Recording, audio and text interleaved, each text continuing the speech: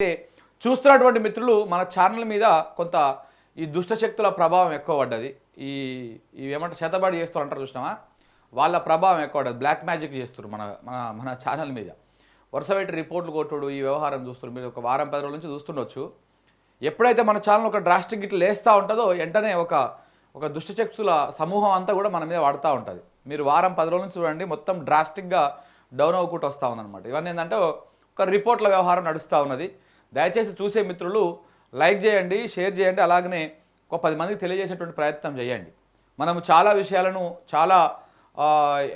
కొన్ని విషయాలను మీడియా దాస్తున్నటువంటి విషయాలను, కొందరు చెప్పలేనటువంటి విషయాలన్నీ కూడా మనము తీసుకొస్తూ ఉంటాము. కానీ మన వాయిస్ బయటికి పోకుండా ఇలాంటి ప్రయత్నాలన్నీ చేస్తూ ఉంటారు, చిల్లర ప్రయత్నాలు. ఎందుకంటే మనం దగ్గర 5 లక్షలకు దగ్గరగా ఉన్నాం.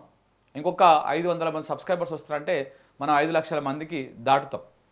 మేబీ ఇవాళ రేపట్ల ఇది కూడా దాటిపోతుంది. అది కూడా దాటిపోతుంది. మనము 5 లక్షల మంది కుటుంబ సభ్యులకు చేరుతాం. న్యూస్ లైన్ కుటుంబ సభ్యులు 5 లక్షలకు చేరుతారు. ఈ సందర్భంగా ఇంకా మనం ఎప్పుడైతే ఒక అడుగు ముందుకేదా అనుకుంటామో అలాంటి టైంలో చాలా కుట్రలు జరుగుతూ ఉంటాయి. 4,99,000 ఉన్నది.